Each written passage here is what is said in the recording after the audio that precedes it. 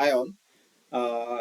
आज हम लोग एक्सेल का सेकंड पार्ट स्टार्ट कर रहे हैं, जहाँ पे हम लोग पढ़ेंगे वी लुकअप के बारे में। तो वी लुकअप सिंपली क्या करता है, आपका कुछ नंबर्स गिवन टेबल में ढूंढ के आपको पर्टिकुलर किसी और कॉलम का इंफॉर्मेशन दे सकता है। इसका सिंपली मतलब है, लेट्स से कि मुझे कुछ आईडी पता है और मुझे उसका मार्क्स देखना है या उनका नाम क्या है वो देखना है, हम लोग देख सकते हैं। तो वी लुकअप समथिंग लाइक इस वैल्यू को पूरे टेबल में लुकअप करता है और कोई भी अदर कॉलम्स जो भी हमें आउटपुट चाहिए वो हम लोग देख सकते हैं। जैसे कि मान लो मैं आईडी नंबर 8 का जेंडर क्या है देखना चाहता हूँ, वो पॉसिबल है। तो इस वी लुकअप को स्टार्ट करने से पहले कुछ इंपॉर्टेंट थिंग हमें समझना पड़ेगा, वो मैं आपको समझा देता हूँ। एक्सेल में दो इंडेक्स नंबर होते हैं, एक होता है आपका कॉलम इंडेक्स नंबर, एक होता है आपका रो इंडेक्स नंबर। ठीक है, तो इंडेक्स नंबर क्या होता है, जहां से आप अपना कॉलम स्टार्ट करोगे, फर्स्ट फील्ड ऑफ कॉलम, वहां पे आपका इंडेक्स नंबर 1 हो जाएगा। ठीक है, इंडेक्स नंबर उसके बाद 2 3 4 एंड गोज ऑन। ठीक है, अब जहां से आपका फर्स्ट रो स्टार्ट होता है वो आपका इंडेक्स नंबर 1 हो जाता है। जैसे कि मेरा ये वाला इंडेक्स नंबर 1 हो गया, index number 2, index number 3, index number 4। अब ये क्यों मैं समझा रहा हूँ आपको, क्योंकि ये फॉर्मूलाज में लगेगा हमें, ये फॉर्मूलाज में पूछता है कि इंडेक्स नंबर क्या चाहिए। तो वी लुकअप का फॉर्मूला एकदम सिंपल है, जैसे कि मैंने आपको कल भी समझाया था कि कोई भी फॉर्मूला लिखने से पहले हम लोग क्या करते हैं, इक्वल टू साइन देते हैं। ठीक है, वी इक्वल टू हम लोग वी लुकअप लिख देते हैं यहाँ पे। ठीक है, वी लुकअप पे वी लुकअप 4 आर्ग्यूमेंट्स के लिए पूछता है। फर्स्ट वन रहेगा आपका, आपको क्या सर्च करना है। सेकेंड वन, कहाँ पे सर्च करना है, तो that is the complete table, right.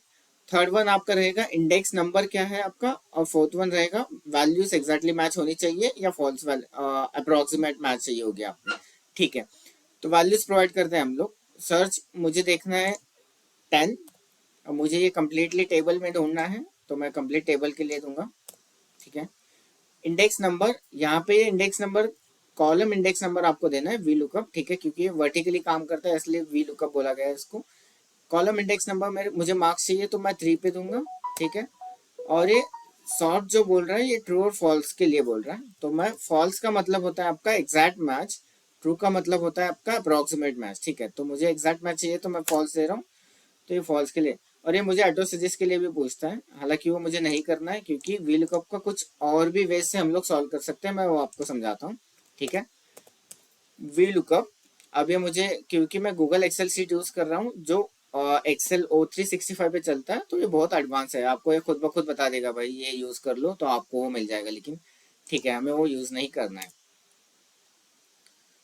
V lookup formula लगाते हैं हम लोग। ठीक है, मान लो मुझे इस आईडी का जेंडर नंबर देखना है।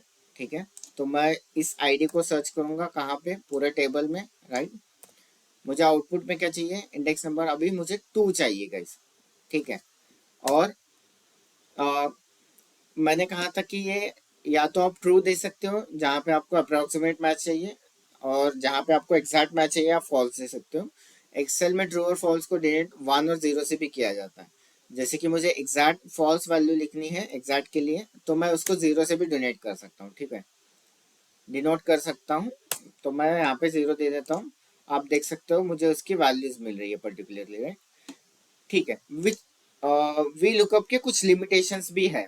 ठीक है, वो हम लोग समझते हैं और उसको ओवरकम कैसे किया जाता है इंडेक्स और मैच यूज करके, वो हम लोग नेक्स्ट क्लास में समझेंगे। ठीक है, अब जैसे कि मैं वी लुकअप की फर्स्ट लिमिटेशन क्या है, जो भी आपकी लुकअप वैल्यू रहेगी, यानी जो भी आपको ढूंढना है किसी पर्टिकुलर टेबल में, वो वैल्यूज आपका इंडेक्स नंबर ऑलवेज 1 चाहिए। यहाँ पे इंडेक्स नंबर क्या है कॉलम का, आप देखोगे मैथ्स मेरा थर्ड पे है, राइट, करेक्ट। यहाँ पे ये 1 है, 2 है, ये 3 है, ये 4 है, ये 5 है, करेक्ट।